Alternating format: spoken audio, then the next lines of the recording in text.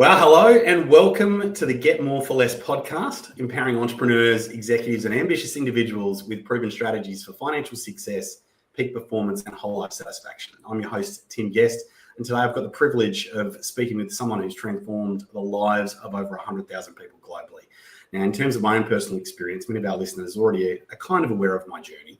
I achieved a level of success early in life, but it was mainly driven by my own insecurities. And I think thinking that those own insecurities might go away when I achieved that so-called success. And then when it didn't, nothing changed. I became even more isolated and resigned. And luckily for me, a friend of mine had done a personal development program and wanted me to do it. You might just want to just slow down a little bit because there may be people out there who's not, English is not their first language. That's a good point, right? You've led programs to people in 7 different languages or something along those lines, right? Yeah. And people want to be able to follow, so we'll just slow everything down, all right, and cool. Include everyone, and also so I can follow you as well. Even though I've got some skill sets. Well, this is the first podcast, right? So a little bit nervous too. That's all right. You can just include that. It makes you human. And that's really important for people to be able to embrace their humanity and not try to resist the fact that we are human and we have all kinds of stuff going on. We get nervous, we get worried, we doubt, and me included. So you just include that, Tim. Sure. Well, I think it's fairly common for some people when they kind of come across personal development that they kind of may be a little bit hesitant because they think maybe that, kind of people with problems do personal development. I know that was my experience and I was kind of hesitant to get involved. But she kept standing for me. I got involved and I participated in a program called the Landmark Forum, and that was a program that absolutely changed my life. Those insecurities really disappeared and it really kind of gave me the ability to pursue a life of my true purpose and really unconstrained. And it was during that time, participating with that personal development company, Landmark, that I became close friends with Paul. And Paul is our first guest on the Get More for Less podcast. Our first guest, look, he was formerly a Landmark Forum leader. How long was it, Paul? 23 years? Well, I was actually a staff member at Landmark for 23, and I led the forum and other programs as a forum leader for 19 years. Yeah, okay, so 19 years. And look, as someone who knows what it takes to be a Landmark Forum leader and I guess what it takes to operate at that level as well, and to give people a little bit of context, I mean, the way I would explain them is they're a combination of a Navy SEAL with a Zen Buddhist monk that's been meditating on a mountain for 20 years. They operate with the highest levels of integrity and, is present in conversations as someone like the Dalai Lama. But of course, to operate at that level, it really takes something. It really takes a life of surrendering to something bigger than yourself. And you could even say sacrifice, like you essentially give up your personal identity, you give up any accolades, and you sort of give up financial rewards as well.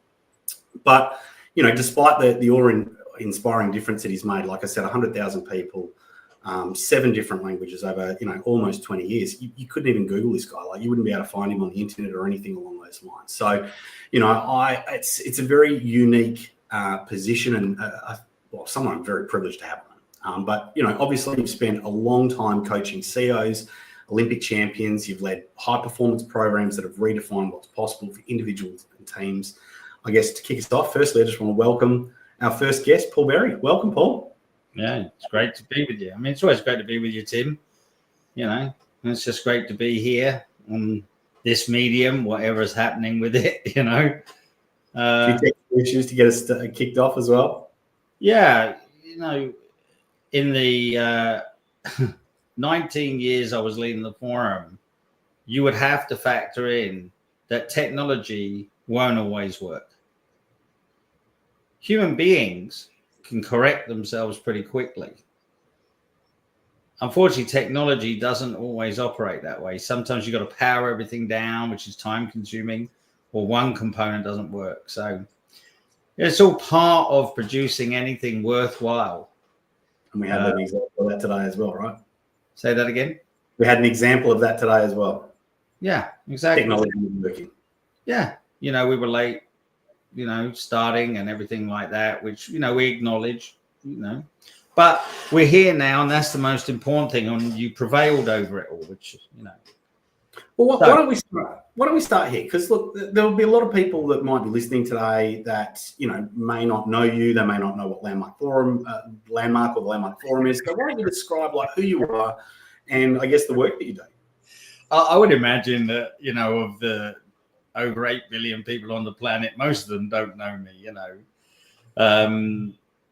And you actually can Google me. I think, Tim, what you were saying is you couldn't really Google what skill sets I have and demonstrate because they're pretty niche and pretty unique.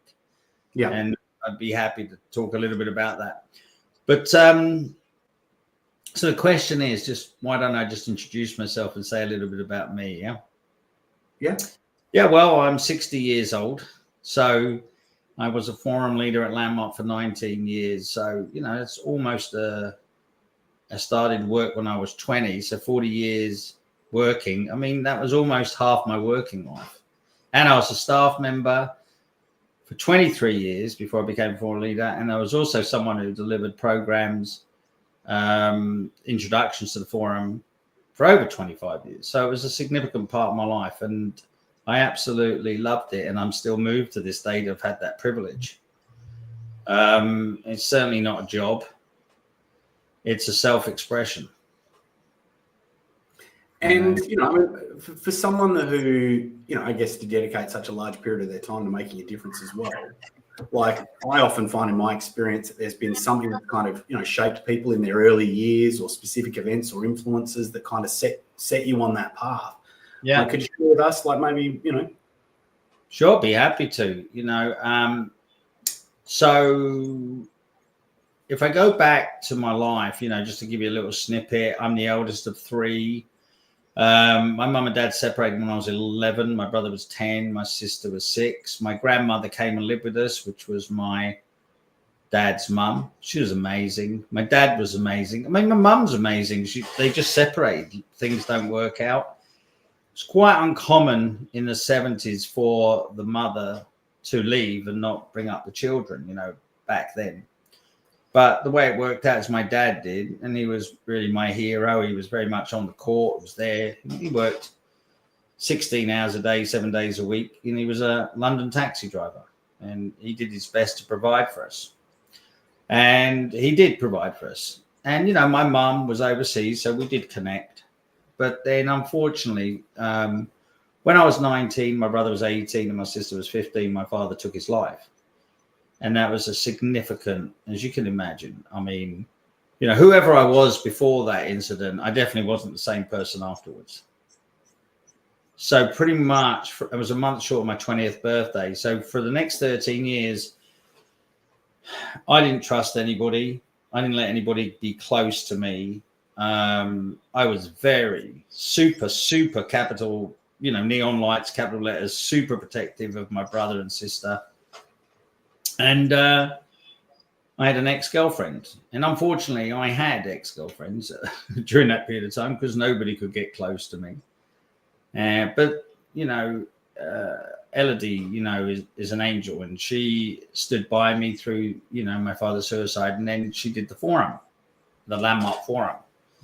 And she came back and raved about it. And I couldn't quite understand what it was all about because I'd walked over hot coals. I'd lived in the jungle. I had participated in self-development programs and always got a lot of value out of everything. So how would it be any different? Anyway, she's pretty persistent. And I ended up registering into the forum in 1998, and I did it in London. And it was way beyond anything I could have ever imagined. It was unimaginable to me. So what did that look like? Well, I walked in not trusting people, very, very angry and upset about my father's suicide, kind of almost blaming the world, and felt very different to everybody else. And I walked out with my head held high and free. And I was free of all the noise about my father's suicide, blaming myself for not being there if I hadn't gone out that day. and all the stuff that I decided must be about me. You know, I must be so terrible that he would do that.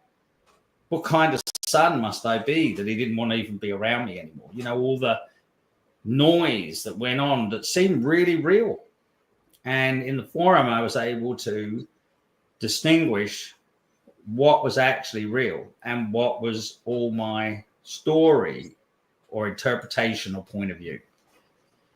And I disappeared the story and the interpretation and the point of view. And I was just left with the facts. My father did take his life. It wasn't significant about him, didn't mean he was a bad person. It wasn't significant about me.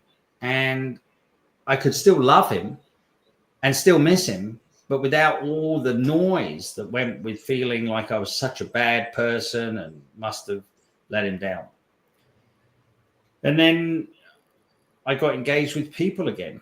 I actually remember after the forum looking at people and actually really wanting to find out about people. Like, you know, what's your story? You know, like, what are you up to? It was very, very different. It was like the trees look really green, you know, and people look really great. And I find myself just talking to complete strangers. And then about 10 weeks after the forum, I met somebody. And I met this woman who just she was in a room of people, but I couldn't see anybody else because she just radiated. And this guy before the forum would have liked to have been able to go over to that person and introduce himself, but he was too self-conscious and too distrustful. But I found myself naturally being able to do that. And 3 weeks after that initial meeting, we were living together. And wow. We were married. Yeah. It was unbelievable. I had a list of what I thought my perfect woman would be, and none of the things on the list were her, and it was the same for her. She can have this tall, muscular guy, and she got a short, you know, non-muscular guy. And but hey, I'm so glad because we got married a year later, and next year in April was 25 years of being married. So the forum was an extraordinary process and extraordinarily powerful. I didn't have to remember any tips or techniques or strategies. I literally got to take off this persona that had landed on me through my father's suicide and put it back in the past. And then I could discover who I was really. And I did. And I remember on the Saturday of the forum, I decided, I want to do this. I want everyone to have this. I want everyone to be this free. So I spent the next 5 years training intensely with Landmark, gave up my career, trained, and then I had the opportunity to be approved to go and be trained to be a forum leader. And, you know, the next 19 years of my life was an fullest expression of my love for people. In making what was possible for people in the forum available to them like it had with me. And nothing's changed about me now, you know, in this next iteration. It's just, but that for me was the most powerful tool I had ever come across in my life that could give people an access to something so extraordinary in only 3 days. Yeah, so it's funny that you said that because that was going to be my next question. Like you've trained and worked globally with people from all walks of life, right? How would you articulate the most powerful lesson that you've learned about human potential through those experiences? What is the most powerful lesson that I have learned? I mean, maybe that's, you know, it might be asking you to narrow it down, right? But what could you share with us in terms of what you think is one of the most powerful lessons? Well, I'll talk about what's one of the most powerful lessons for me, I think, Tim, is what you're asking, yeah? Sure. Is,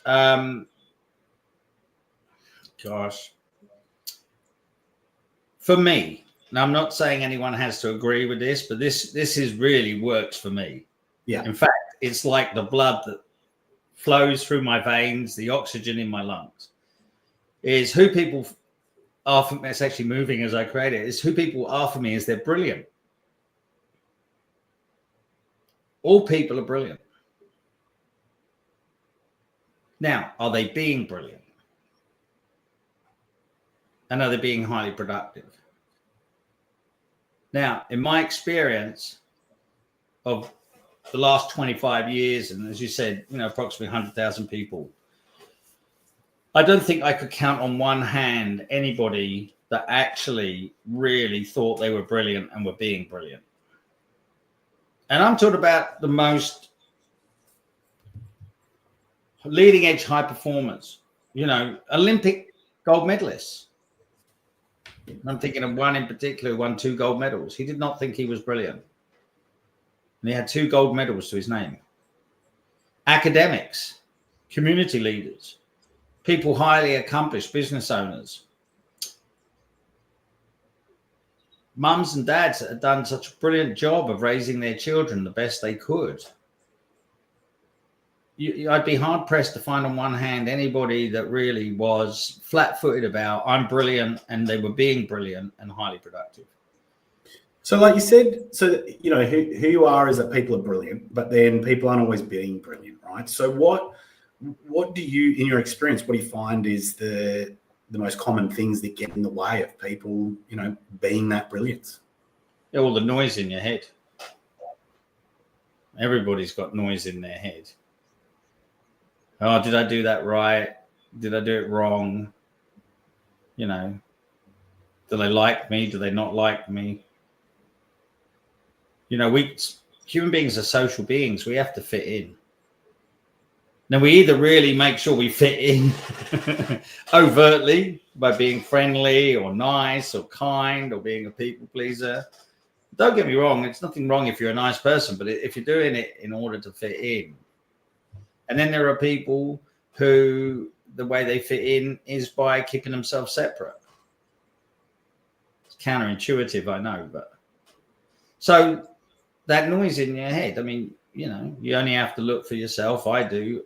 I wake up in the middle of the night. It's pretty noisy in my head. Pretty noisy. Pretty much. What do we do about that? There's not much you can do to shut it up. It seems, and sometimes it's helpful. Sometimes it's, it's like telling me to do stuff or keeping me safe, and there's not much I can do about it. So what can people do? That's what's in the way for people. You can try and shut it up. Good luck. People say to me, but when I meditate, I don't have a little voice. But, if you really, or if you have a massage, that's another good way of seeing it. You can do lots of things to try to minimize the noise, but in everyday life, it's just there and it's transparent to us. So what's to do about it? Nothing.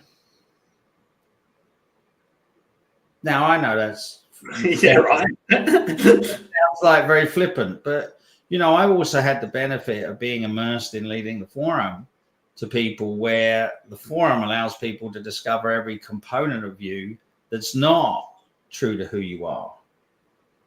And, one aspect of that is people get to discover all the noise in their head is not them. Now, it's pretty simple to check it out.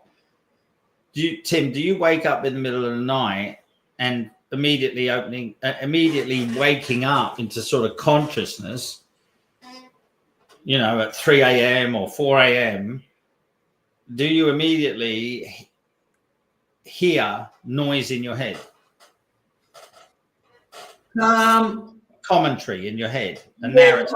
Yeah. I probably look. There's times I think it's there a lot, but there's also times where I'm not kind of present to it. Like it's almost like it's just going on in the background. Sure. See if you can get present to the times when you are aware of it. Yeah. The night time normally, non-stop in the shower, like it's just. Yeah. Well, I used to say to people when leading the forum, because it is kind of counterintuitive, because we do really think that noise in our head is us. But I used to say to people when I was leading the forum, if it's you, shut it up then. Because if it's you, you could shut it up, couldn't you? Yeah. But no. So it kind of points, you don't have to agree with what I'm saying, but. Well, I'm kind of stuck, right? Because here's where I'm like, we've said, all right, what gets in the way for people, whether they're CEOs or Olympic champions or, mums or dads, is, all that noise going on in their head. Yeah. And then we've kind of said, well, there's nothing you can do about it, right? So I guess I'm kind of now like, all right, so great coaching, great performance. What do I do? Kind of like, so yeah, that's what's there for me now is like, all right, so now what? Well, it's quite easy to see it actually in your life. Have you ever gone without alcohol for a period of time? Yeah. Yeah. Have you ever wanted to drink while you were going without alcohol? Not really. I'm not a huge drinker, so it's not something. Right. Tell me something. I had that experience of, cutting myself off chocolate or something along those lines. And then tell me something that you actually said, I'm going to give it up for a period of time. And it was a big deal for you. You had to kind of deal with something about it. Yeah. Yeah. What was it? Yeah. Well, there's been times where I've quit sugar. Yeah. Yeah. And you mean like sugar goes in your coffee, or you mean chocolate? Yeah. Like kind of like a diet thing, where I've kind of like cut sugar and sweets and stuff like that out. Right. And do you like sweets? Yes. Right. So when you cut out sweets, did you have what you could call a lot of noise in your head about you could have maybe just one, maybe you deserved one, maybe one wasn't so bad? So this is everything with me, right? So everything I give my word to, I will then like have this wrestle with myself about, I've had a tough day. I deserve a little bit of a, shortcut or deserve, I don't know, some. Yeah. My little voice will be convincing me to break my word, basically. Yeah. And did you? Well, sometimes yes, sometimes no. Yeah. Well, look at the times when you didn't. Yeah. So here we are with all that noise in your head telling you that you deserve to have that cake. I'm just going to make it easy here. Sure. Right? Or that bar of chocolate. Which one? Which one is it, or both? Bar of chocolate for me. Yeah. So it says, yeah, Tim, you've had a big day today. You had a lot to deal with. Yeah. Just look, one bar of chocolate. How's that? Technically, it's a Master's Mocha, like a choc milk and a peanut packet of peanut M&Ms. That's my choc milk and a packet of M&Ms. And you've had a big day and you've been good all week. So that's all the noise in your head telling you, like, you could say the devil on your shoulder, going, God, you can do it. You can have it. You can have it. But then you don't do it. Yeah. Well, that's all that noise in your head telling you to have one, and then you don't do it.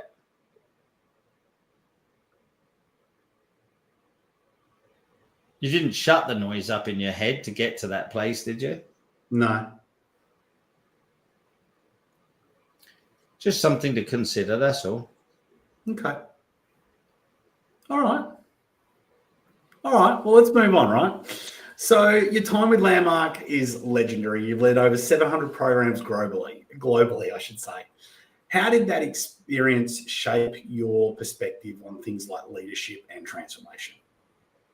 Well, I can tell you from the offset, if there's 8 billion people on this planet that are in line to be a forum leader, I was 7,900,000,000. I was down the back of the queue. Right? I spent my life driving a London taxi. Well, for 16 years, that's like my black coffin. Not talking to anybody, with my back turned to the world, surrounded by a plate glass window that was impregnable. You can't smash your way through that partition window with a hammer. And I got turned into a leader and a world leader on a global stage that was able to travel, most countries in the world except for Japan, and be able to deliver the forum and the advanced course and other programs in many different languages translated. So here's my perspective. I believe anyone has the possibility of being a leader in life. Because if you can turn me into one, I can guarantee you can turn people into leaders.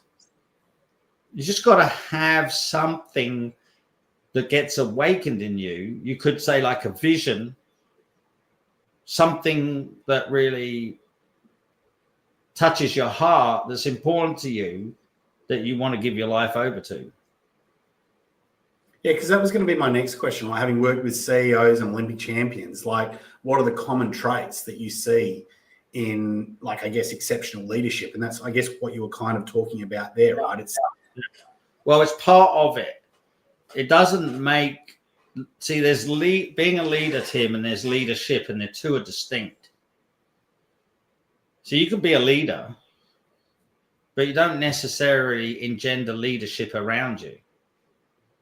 And that, for me, is not being a leader. See, for me, a leader is someone who can provide leadership and engender and call forth leadership around them. Certainly, if you're around me, that's what's going to happen. It has no interest to me. You know, like, being a forum leader is not a badge of honor. It's not stripes on your shoulder. It's, you just have an opportunity to give yourself to something where you can engender with others that which already exists in them, but maybe has become buried. So being a leader, for me, is someone who provides leadership. But what kind of leadership? Well, I think someone who is the real deal. What does that mean? That's someone who can be open and honest about what doesn't work as much as what does. You know, if I'm providing leadership to you, Tim, in a workplace, and I organize a meeting with you and I'm late, just because I happen to be the boss doesn't mean I have a right to just turn up late and take advantage of your time. So leadership is where I would acknowledge I'm late to you. And, you know, I would apologize for the impact of you sitting there, wasting your time waiting for me to turn up. Okay, great. Yeah. Now, the other, just one last thing is, the other side of it is you've got to, you know, you're willing to take risks and lead by example.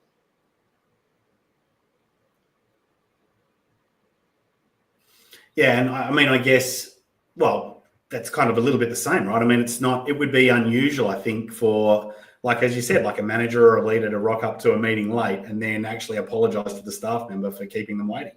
Or, I mean, I don't know, maybe it's not that unusual, right? But I don't know. Yeah. I mean, it depends the environment.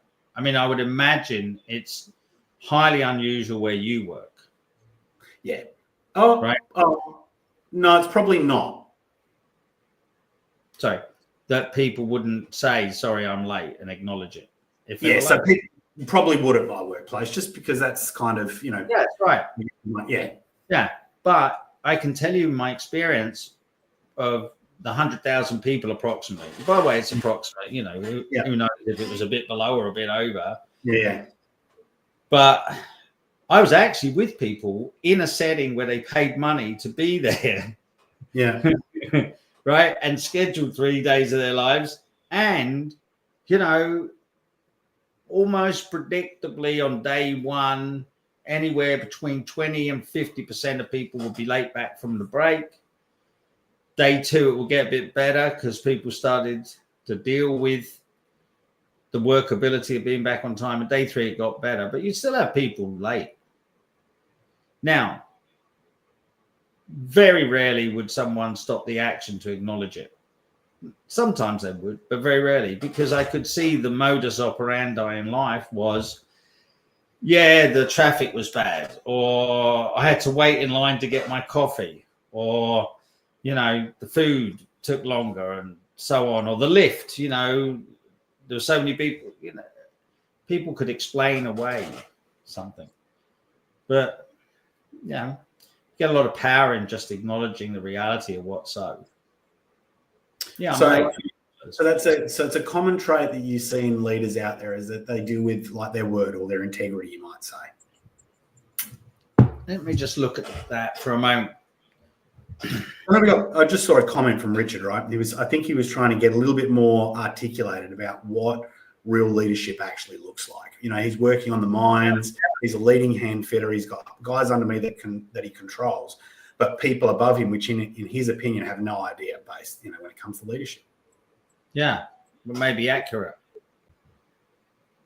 But was that Richard you said? Yeah, Richard, yeah. Yeah.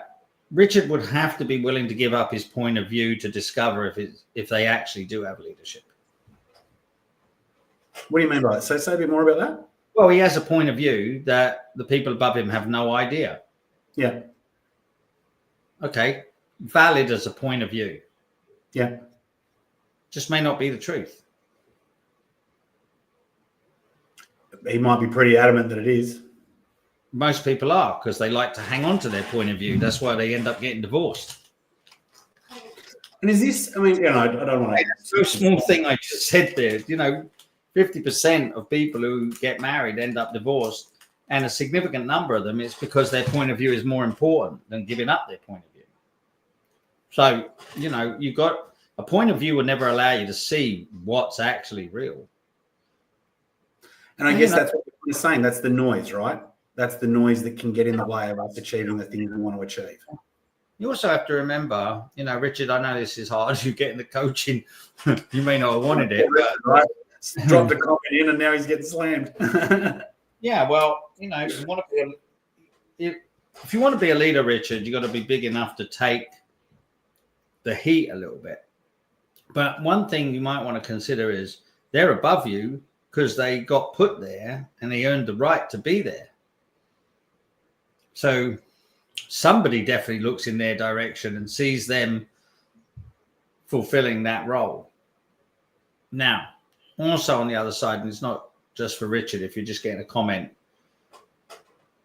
being a leader isn't like step A, step B, step C. Being a leader is a world. What's in that? Well, some of the things I've already said, so I won't repeat them.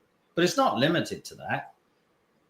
Giving up a point of view is definitely a major aspect of being a leader in life. You give up your point of view about something and open yourself up to maybe you missing something because the point of view has blinded you to something. It takes courage to be a leader, You're up there. Everyone can shoot their arrows. Yeah.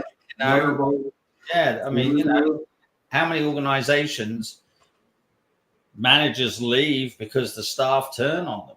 The gossip in the, photocopying room is too bad, or, being a leader,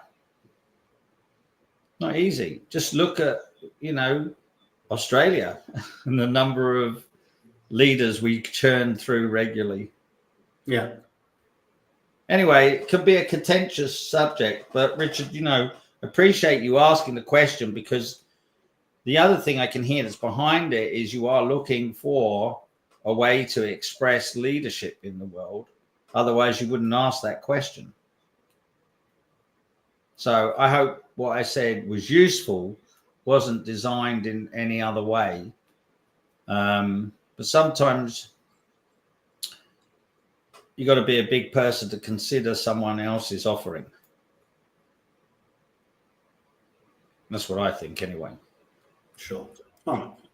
Well, what I'd like to now kind of ask about is, I mean, after leading, so many programs and working with so many people over so many years, I imagine there would be some pretty memorable moments where you've really helped someone or a team achieve, a breakthrough that probably seemed impossible at first. Can you share maybe some of your most memorable breakthroughs or moments?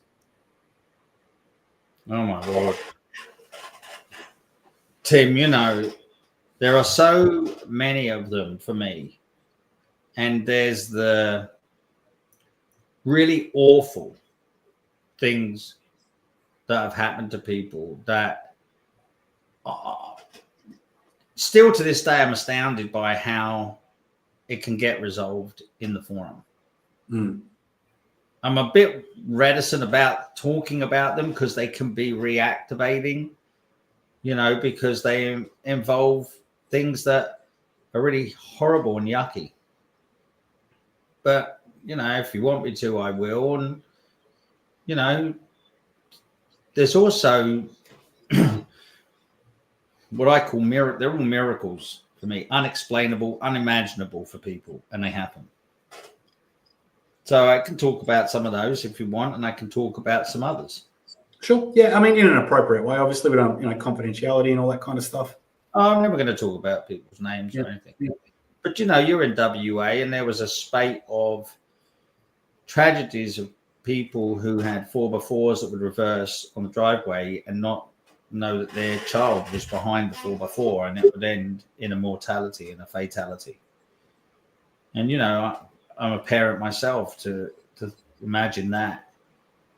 But I literally have watched a man in 20 minutes at the front of the room be able to leave behind all the blame and guilt of what had happened and just be left with the facts of what happened and a natural emotional response to it all, rather than being dragged down for the rest of his life by what had happened.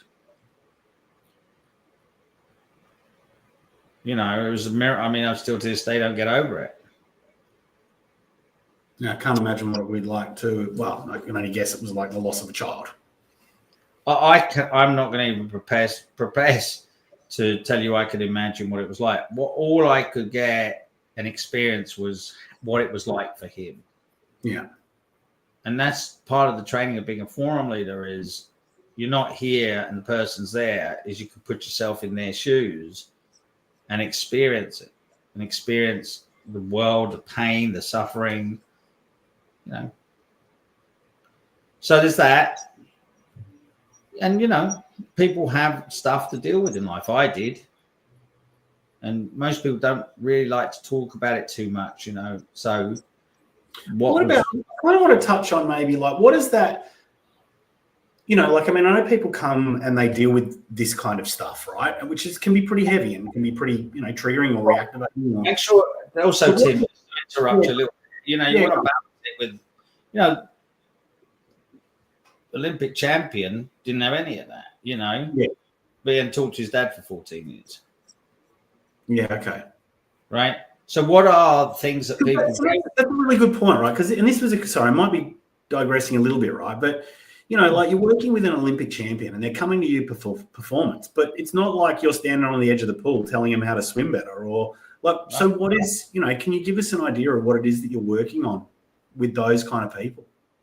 In the forum? Yeah, I guess. Yeah. When you're working with them. That's where it happened in the forum. Wow, Tim.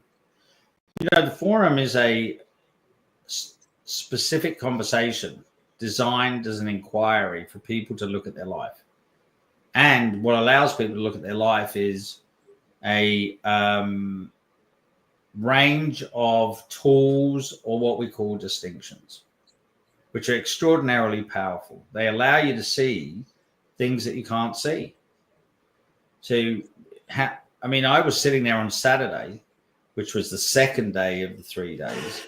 And the first day I was just like, who is this dude at the front of the room? I heard all this stuff before. I've been in the jungle, man. I've walked on white hot coals. I carried somebody over the white hot coals. I never burnt my feet. What's this guy think he's doing? I heard all this stuff. And, I kind of was irritated by it. And when I came back on Saturday in that first session, there was someone at the microphone who was interacting with the forum leader, and suddenly the penny dropped for me and my whole forum started to happen. Took off. Now, that's a function of your engagement in a conversation and you're bumping up against things and you're kind of dismissing that and you're arguing that, no, you don't believe that. And my mum really is, small-minded and my boss really is and I really am and slowly but surely as you get into the conversation and with other people can start to have some really powerful insights that maybe the construct you're living in isn't the truth. Maybe We're not saying what we're saying is the truth. We're just saying that maybe the construct you're in isn't the truth. So people have been on the verge, or they have been divorcing. They've been going to court. It's been acrimonious. They've been fighting. They've spent $300,000 fighting each other over custody of a child. And they go to court on the Monday after the 3 days in the forum and tell the judge to throw the case out because they're going to resolve it now in communication, you know, with love and respect for each other. And the judge is astounded. Now, they never thought that was going to happen on Friday. You know, there's just... The Olympic champion didn't kind of consider that what would help their performance was, you know, something to do with the fact that they hadn't spoken to their dad for 14 years. Yeah, but you see, Tim, here's the thing about it. If you haven't spoken to your dad for a long period of time... Well, here we go. I haven't spoken to my dad for over a year. Yeah, but you don't consider that a problem. I don't know. I do. It's a bit of that noise. It's a bit of that noise in my head, you know. Yeah, but you don't consider it a problem. See, a problem... See, if you turned around and saw there was a fire happening over your left shoulder, that would be a problem, wouldn't it? Yeah. And you would act on it, wouldn't you? Yeah. Yeah. That's not that way for you about your dad. No. Yeah. Well, that's why it's not a problem. Now, you have to be, as far as I'm concerned, you've got to have a point of view and something really juicy to justify not talking to him for a year. Sure. Yeah. Do you want me to tell you? Yeah, sure. Why not? You know. So, I mean, look, I'm not sure. Do you want to have a breakthrough and actually resolve this issue? Wow, Jesus, I'm a bit nervous about doing this in, you know, publicly and live, but why not? For the benefit of our audience, why not? Well, why not for the benefit of providing leadership? Yeah, okay. I can do that. No, I know you can. But this is what it looks like. This is what it looks like to provide leadership is you step up to the plate. You're not going to look good in any of it. You're going to look like a complete jerk out of the whole thing. Yeah.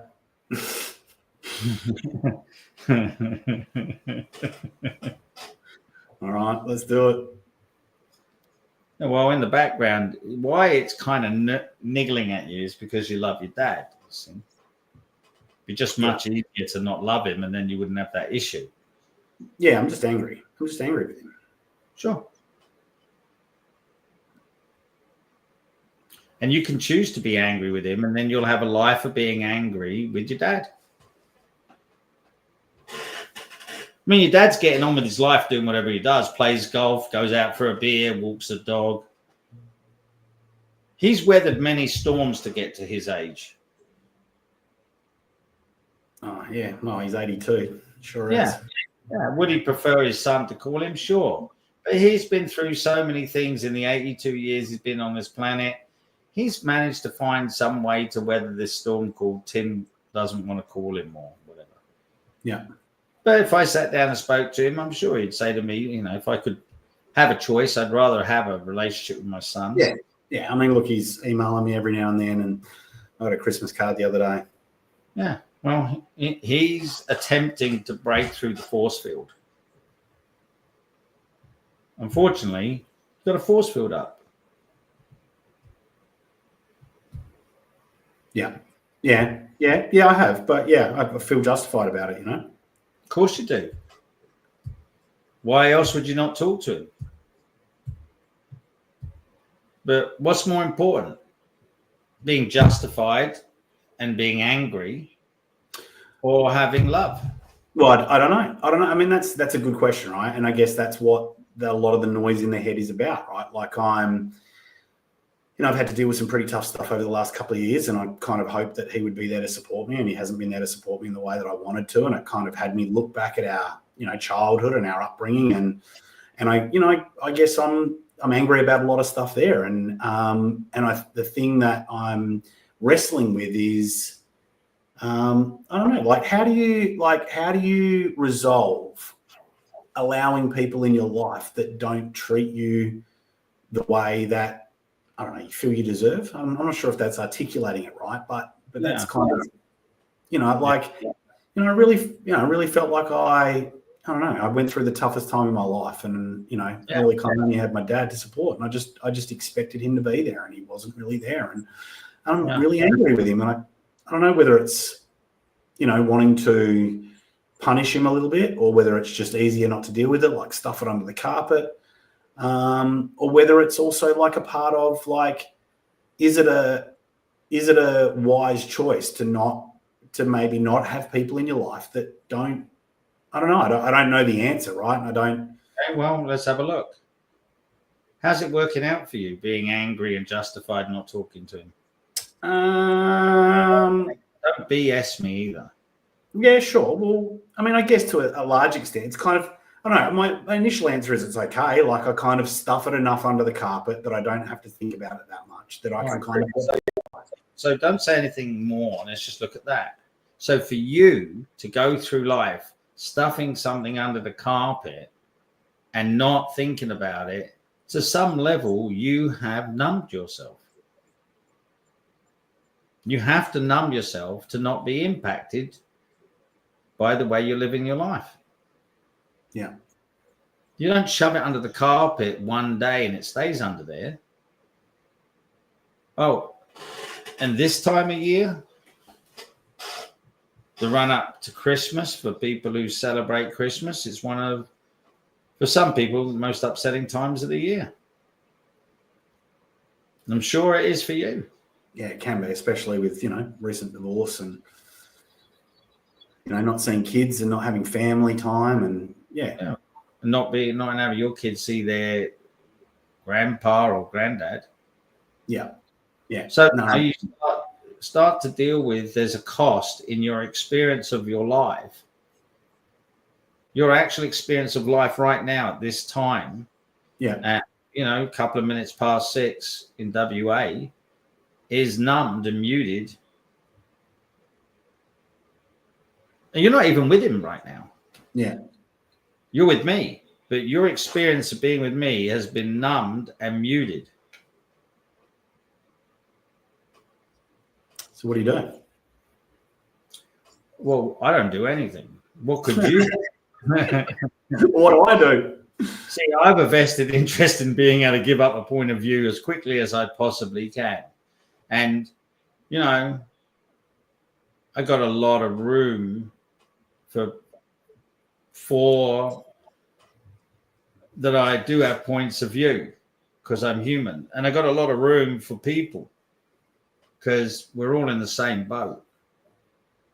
But, you maybe might want to consider you never really found out what it was like for him as a dad watching you go through that. Yeah.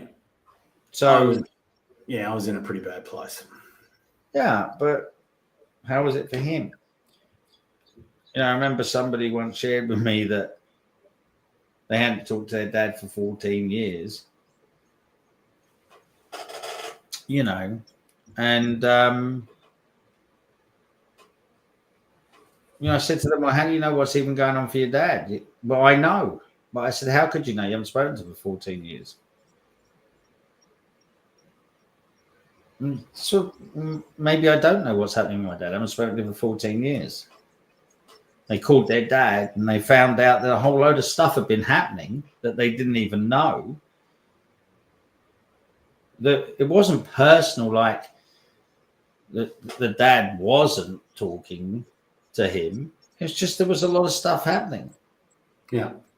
Sometimes people don't know what to say to him. Yeah. You ever had an experience where someone a friend or a work colleague has a bereavement and you feel awkward in being able to knowing what to say? You ever had that experience? 100%. Yeah. Yeah, so people keep quiet.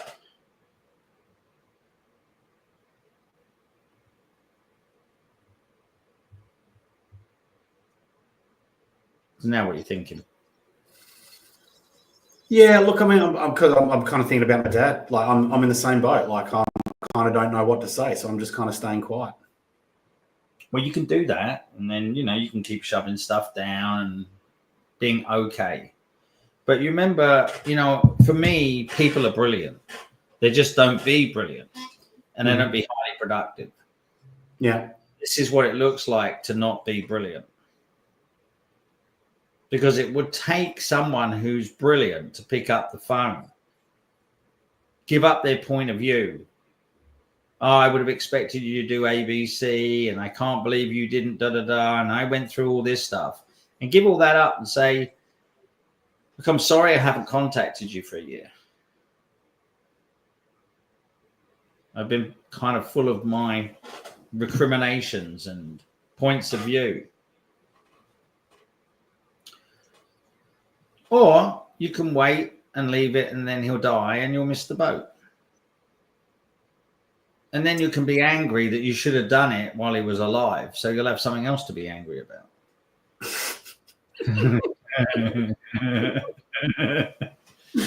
Yeah.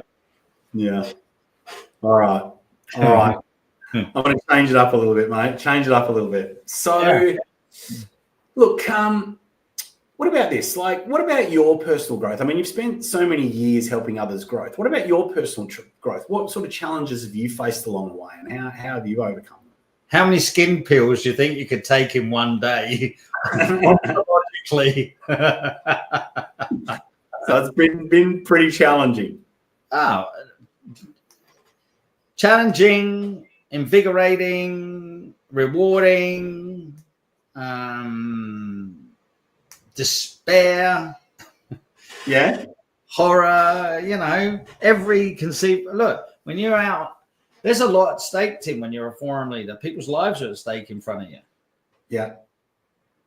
I lost a screen there. I don't know what happened. Did you move one of my screens? Nah, maybe your phone died or something like that. I wouldn't worry about it. Let's just move on. Oh, okay. No, there's a lot at stake. Actually, it's my phone. Actually, no, I can fix that. Phone, yeah. No, I'm talking about my time as a forum leader. We take it just very, very seriously. Yeah. Landmark's not a business out to make a load of money. They never have been. And but they're fanatical about what's possible for human beings and the transformation of life for human beings. There's no way anybody is a forum leader or a staff member at Landmark or anybody that leads a program at Landmark unless they're really passionate about people and what's possible. So you get demanded of to be the best, and you demand of others to be the best, and you demand of yourself to be the best, and there's no quarter. And nobody wants any quarter. No one wants to be felt sorry for. Oh, what a shame that you didn't make a difference with that person. No, you didn't make the difference. And we're going to deal with that until you can find out what was missing. You didn't make the difference and correct it. So you don't do that again. It's very high level.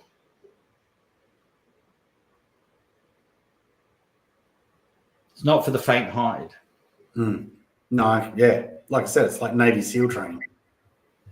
Yeah, I've watched a video of Navy SEAL training. I get it, watching them, the 75% of people who are like top Marines don't make it. Well, there's a lot of people. I remember being in the forum in 1998, and I was one person who, out of that 150 people, became a forum leader. Lots of people say they're going to be one. Yeah.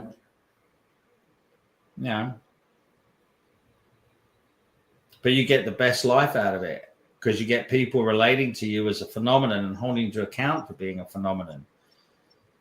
And you're willing to be held to account and give up your point of view quick.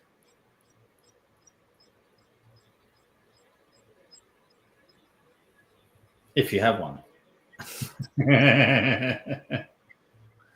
So what would you say to people that Aren't you glad that we were talking, Tim, tonight? sorry, what was that? I said, aren't you glad you and I were talking tonight? Yeah, me too, mate. Me too. Well, what would you say to people out there that are maybe who's listening that feels a little bit stuck, whether it's maybe in their career or their relationships or their personal life? What would you say would be the first step for them to take? Well, you got a choice: either do the forum or get a coach. Yeah. And why do you say that? Well, because you can't work it out on your own. Yeah. Look, Tim, I'm not just saying that. Tell me anybody who's a high performer that doesn't have at least one coach. Yeah, you're dead right. I mean, I love golf. I know you do. They got a coach, For putting, driving, yeah. I mean, they got a mind coach. They've got a nutrition coach. You want to be a phenomenon. You're not going to do it on your own. You're just not. I think who's a really good example of that is a tennis player, who is from Canberra, Kyriakos. Yeah, Nick Kyrgios. Yeah. Yeah. Oh. What's his name? Nick Kyrgios? Yeah. Yeah. Tennis is not like a big thing for me, but he doesn't have a coach. Yeah. And he won't have a coach. He's all over the shop. Great talent, could be one of the best. Yeah. Isn't. Came second at Wimbledon. Yeah. But he's not a phenomenon. Yeah. He's just a really great, talented tennis player. Now, if you look at Federer and you look at, Serena Williams, they're phenomenons. And there's other tennis players. I'm just not. Yeah, of course, yeah. But you look at Rory McIlroy as a golfer, Tiger Woods, phenomenon. Yeah. I mean, a phenomenon. Are you telling me he didn't have a coach? No. So, you got to find what's the platform that's going to serve you. But to not have either of those, you're going to try and struggle your way through life. And you might accomplish pretty good things. Listen, I accomplished a lot of great stuff on my own, but I was never a phenomenon.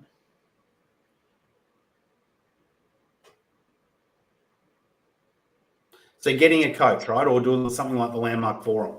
So what should people look for in a coach? Well, it depends what you want. If you want to be fit, get a trainer at a gym, a personal trainer. Yeah. Why? Because they're going to hold you to account for something. You know how many times you got up in the gym and thought, I'm too tired and not gone. Yeah. But when you pay $100 and you don't go, that hurts. Yeah. And when you go, they're going to get you to do things that you wouldn't do yourself. Yeah. And they're going to show you things about what you're doing that are going to give you the optimum benefit from it that you couldn't see for yourself. Yeah.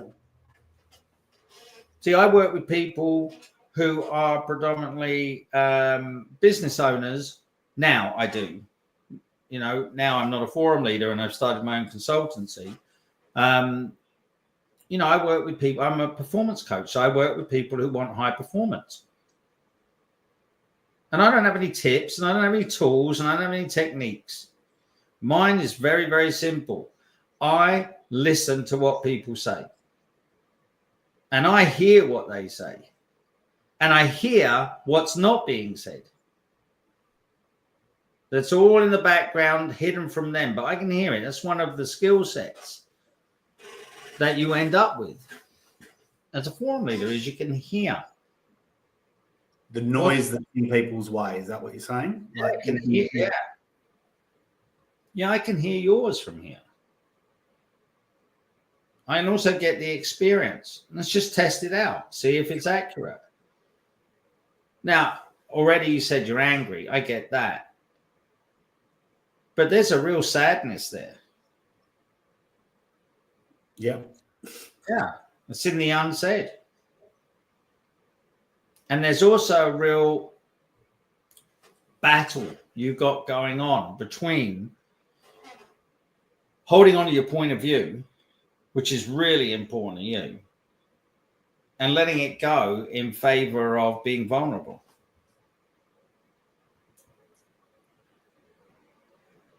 Yep. Now, if I worked with you and you're a business owner or you're someone who's in a corporate environment and you're committed to high performance, after you've really communicated everything there is, and I can hear what is not being communicated, and then I can point to it. Sounds to me, Tim, like you're really stuck between giving up your point of view and being vulnerable. Yeah.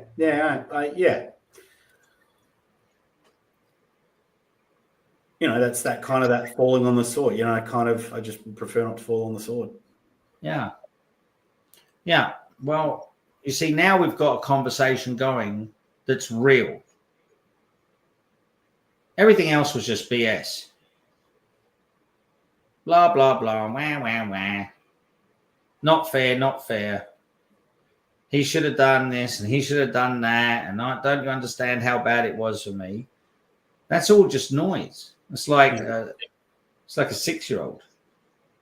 But now we can really hear what's fundamentally there is you just don't want to fall on the sword and be vulnerable. So show me this sword that you got to fall on. Well, look, there was a lot going on, and I want to see the sword. Oh, okay. Yeah. No, there is no sword, right?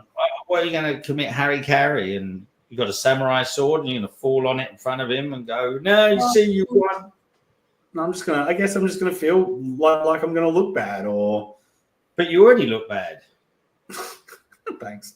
I told you to find out you're a jerk. You're like most human beings, that you would rather destroy love with your dad for your point of view.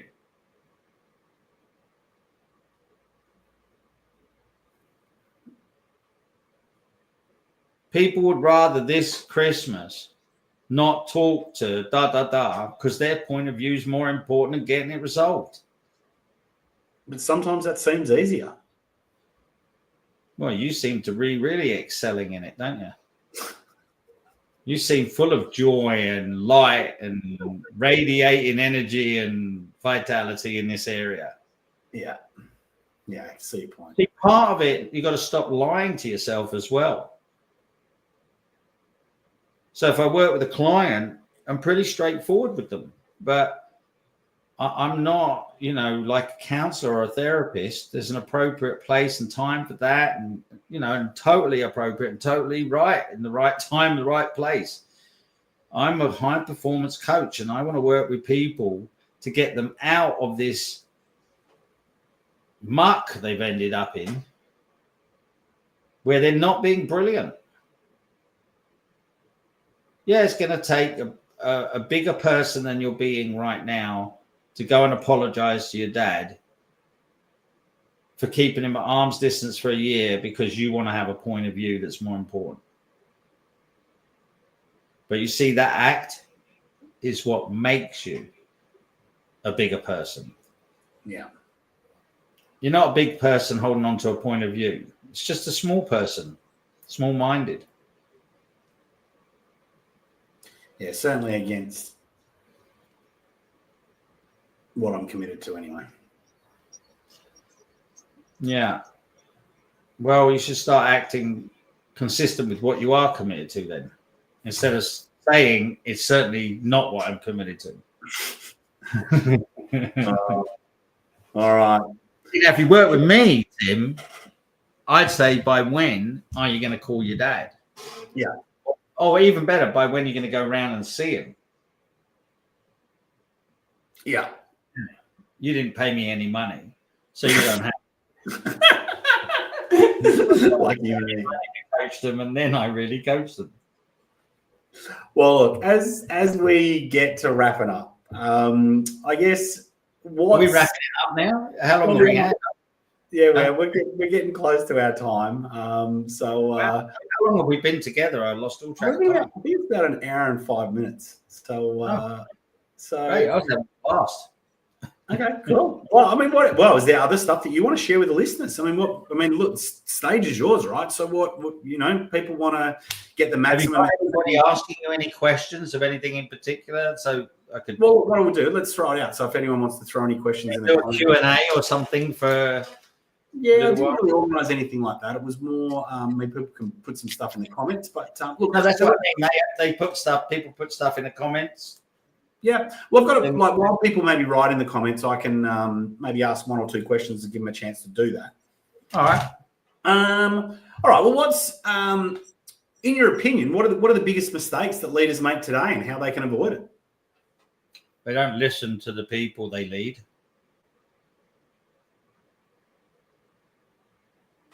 They just don't listen.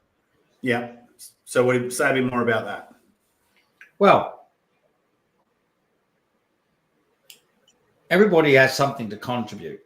And, there's been a number of examples where leaders have gone down onto the factory floor or, ground level and got really interested in what's it like, really.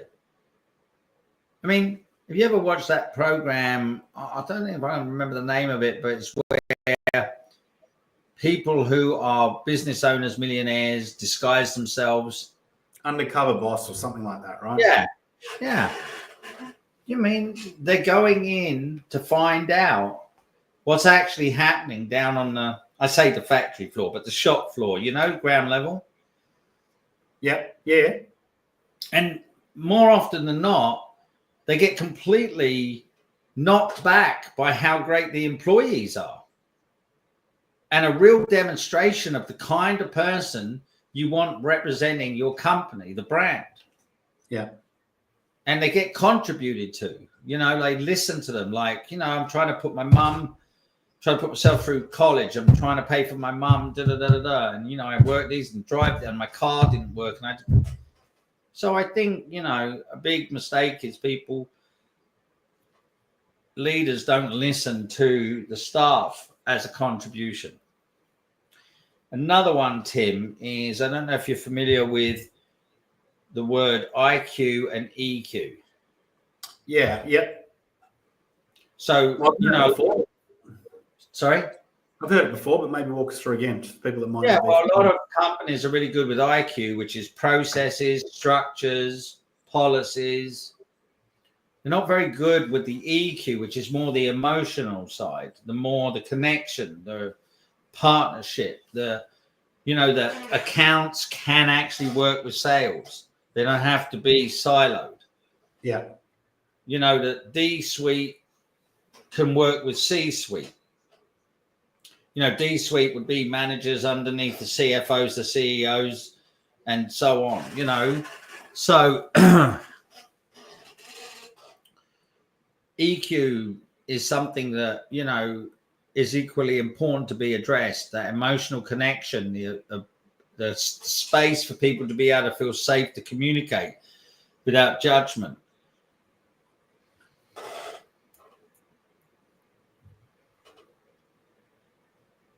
They're the two things that spring to mind. All right, great. Haven't had any questions come through yet. I'm not sure if that's because of me and my technical knowledge setting up this streaming thing, so I may have messed that up. But I guess we'll keep moving on, right? So what do you hope your legacy will be? When people think of Paul Berry in the future, what is it that you'd like them to know you for and remember? I'd like them to not remember me. Okay, that's a bit different. I'd like them to be left with a better place, a better world, a better environment to live in. Yeah. I'd seriously, yeah.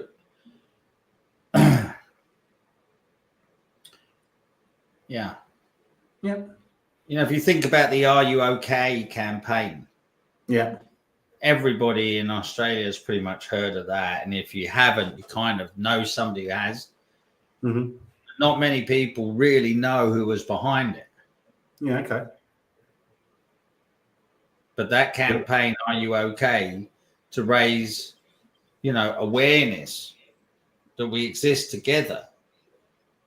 We actually are people, regardless of our race, creed, color, religion, sexual orientation. Fundamentally, we are people. And we've got to find a way to be able to resolve things quick so we can live together, because we do live together. And, Are You Okay was put together because somebody who didn't think they were particularly brilliant, but gave it a go to be brilliant, started with 30 people, I believe, at a gathering. And now that person, unfortunately, has passed away, through an illness. But the legacy is that 4.5 million people in this country, which is a population, I think now of what, 25 million people. But before it became 25 million people, and it was around about 20 or 21, 4.5 million people actively were participating in that nationally recognized day as what? As a demonstration that we can actually come together and, are you okay? Like, really?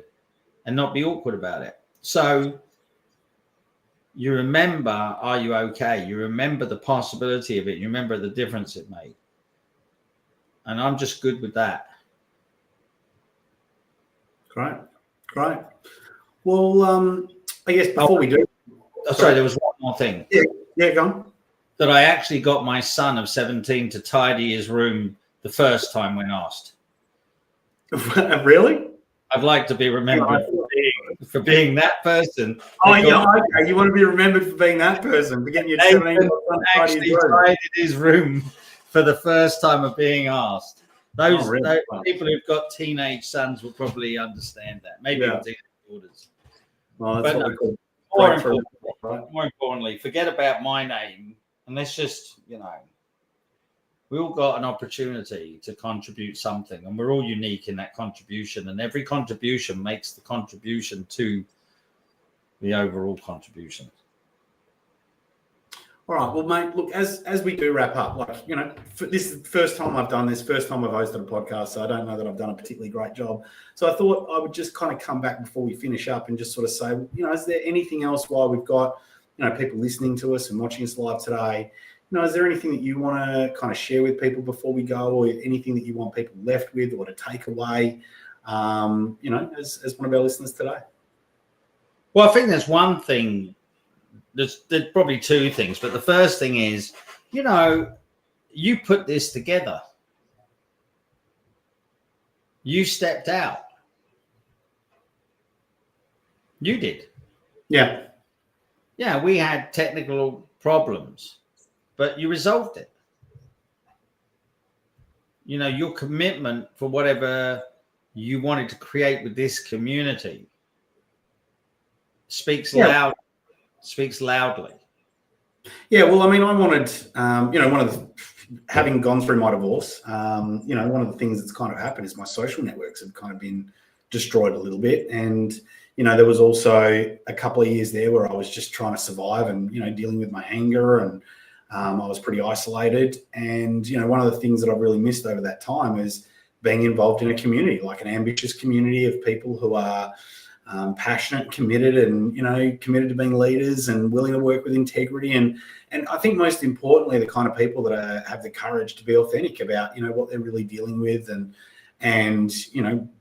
what they're struggling with, or how they beat themselves up, or those kind of things. And it was inside of my commitment to kind of build a community that I could participate in. And then look, I've got some resources as well. I mean, obviously we've got our client base and all that kind of stuff. So I kind of felt I had, an existing audience to kind of go out to and include in there. But yeah, this was, me putting myself out there and doing something that I haven't done before, because, I wanted to be participating in a community, and I wanted to contribute to that community and have that community contribute back to me. Yeah. Well, for me, that's someone being brilliant.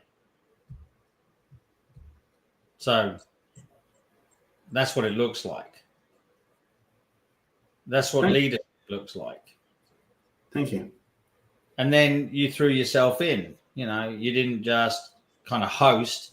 You're actually right in the very epicenter of it all, talking about your dad, and got coached by me publicly. See, it was highly uncomfortable. Yeah. Only uncomfortable for someone who wants to live their life that their point of view is more important than anything else. But maybe that's just not who you really are. No, it's not. So it's good that it's uncomfortable, because what's uncomfortable is the jerk, not the phenomenon. Does that communicate? Yeah, it does. Yeah. So it takes courage to step out and provide leadership. That's what that looks like. Yeah. So there are things that you could be left with tonight that are magnanimous about you, that you're brilliant and you are being brilliant, and that you can be that tomorrow and the day after, because you've demonstrated it here. Yeah, and look, I just also want to make sure that people out there know as well, because I know, people see me speaking on stages or, in videos on social media and stuff like that, and they may think it's easy for me, or, but, and look, getting up on stage, it is now easy for me, right? Because I've done it so many times, right? But certainly doing a podcast and putting myself out there, I'm nervous and I'm unsure about how it's going to go, and I'm worried that, no one's going to like it or no one's going to join, and, and all that kind of stuff. So, just want other people to know that that's I have that same experience. So if that's, the same for you, then, you're not alone. Yeah. Well, there you go. So that's one thing I definitely would like people to know about you, because all I'm doing is languaging what was here. And I'd like everybody to take away something out of it, if they would be willing. That if they gave up some point of view, either about themselves, that they couldn't, and I would never be as, or I just mess it up, or no one would ever, and all the various iterations that we have, that we traffic in about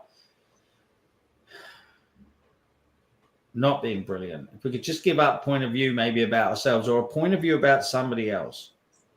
Especially with Christmas. I think it's, with Christmas just around the corner as well, right? It's a bit of a time for family. Like, I don't know, maybe there's a bit of a theme like me, giving up a point of view about a family member and reconnecting.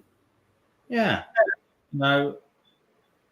Some people don't celebrate Christmas. So, if you do the holiday season, because you're going to spend more time in the, what is it today? 19th, 18th or something. What is it? I can't remember. 19th, yeah. 19th, so, within 6 days, you're going to be spending time with people that you probably don't see a lot of, and maybe don't want to see a lot of. So it's going to be testing. So do you have to give up a point of view? No, sure not. No way. It's your life. Could you? That's up to you. Would you? That's up to you. But how about you did? What would be possible out of doing it as well? Yeah. That's what I'm important to. See if you can discover what's available on the other side of giving up the point of view. Because, hey, you can always go back to your point of view after Christmas. Yeah, sure. And celebrate life. Awesome, Paul. All right, well, mate, where can people connect with you, or where can they learn more about your work? Oh, well, if you want to find out what I do, or you're interested to talk to me about what I do, you can go to LinkedIn. You can go to Facebook. You can go to Insta. And all you have to do is type in, I think it's Facebook /Paul Berry AU. Yeah. Or LinkedIn /Paul Berry AU. Or you guessed it, Insta /Paul Berry AU. And it's all lowercase. Paul Berry AU will get you there. Beautiful. Yeah. Well, mate, thanks for joining us today. Thanks for sharing so much of your journey. Obviously we've been mates for a long time, but it's been a real privilege to deep dive into your experiences and wisdom in front of our audience. I know our audience will have taken so much from this conversation, and I look forward to bringing more conversations to people that people can get real benefit out, mate. So thank you for being here. Yeah, thank you, and I want to thank Richard for his comment, and hopefully I said something that may be valuable for Richard there as he's on the mines dealing with things, and if I didn't, hey, never mind. Awesome. Well, to our listeners, thanks for joining us today. You can find me on socials at TimGuestAU. And of course, you can join the exclusive online Get More for Less community for free for a limited time only at school. That's skool.com/live the life you want. That's skool.com/live the life you want. Thanks a lot, guys, for listening, and bye for now.